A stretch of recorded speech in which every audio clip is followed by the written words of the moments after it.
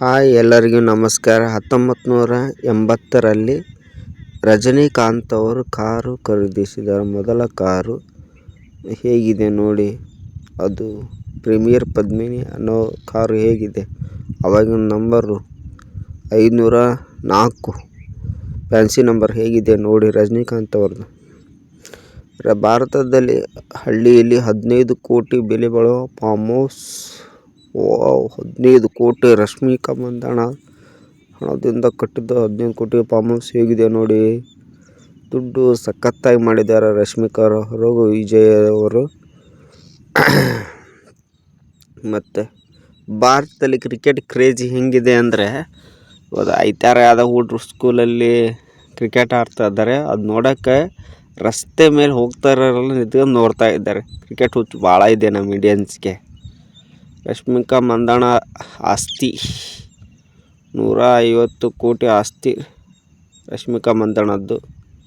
ವಿಜಯ್ದು 30, ಒಟ್ಟು ಆಸ್ತಿ 550 ಕೋಟಿ. ರಿಷಬ್ ಶೆಟ್ಟಿದು 150 ಕೋಟಿ ಇದೆ. ಟೋಟಲ್ ಇದೆ, ಒಂದು ಸ್ವಲ್ಪ ಆಸ್ತಿ ಮಾಡಿದ್ದಾರೆ. ಹಿರಿಯ ಕಲಾವಿದರಾದ ಲಕ್ಷ್ಮಣ್ ಅವರು, ವಜ್ರಮುನಿಯವರು, ವಿಷ್ಣುವರ್ಧನ್ ಅವರು, ಅಂಬರೀಷ್ ಅವರು ನನಗೆ ತುಂಬಾ ಕಷ್ಟದಲ್ಲಿ ಇದ್ದಾಗ ತುಂಬಾ ಸಹಾಯ ಮಾಡಿದ್ದಾರೆ.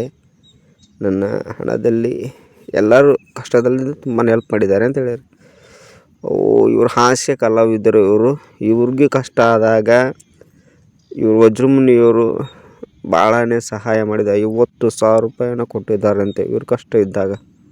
ಒಳ್ಳೆ ಗ್ರೇಟ್ ಮನುಷ್ಯ ಅಲ್ಲ. ಇವ್ರದ್ದು ಒಂದು ವಿಡಿಯೋ ವೈರಲ್ ಆಗಿತ್ತು. ಅದು ಮಗು ಜೊತೆ ಆಟ ಆಡಕ್ಕೆ ಕುಂತಿದ್ದು. ಇವರು ಮಗು ತೊಡಿ ಮಲಗಿತ್ತು, ಇವ್ರ ಕೈಯಾಗ ಹಿಡ್ಕಂದ. ಅದಕ್ಕೆ ಊರಿನವ್ರೆ ಇವ್ರನ್ನ ಹೊಡೆದಾರನ್ನ ಸುದ್ದಿ. ಅದು ವಿಡಿಯೋ ಎಲ್ಲ ಹೊಡೆದದ್ದೆಲ್ಲ ವಿಡಿಯೋ ಎಲ್ಲ ಬಂದಿತ್ತು.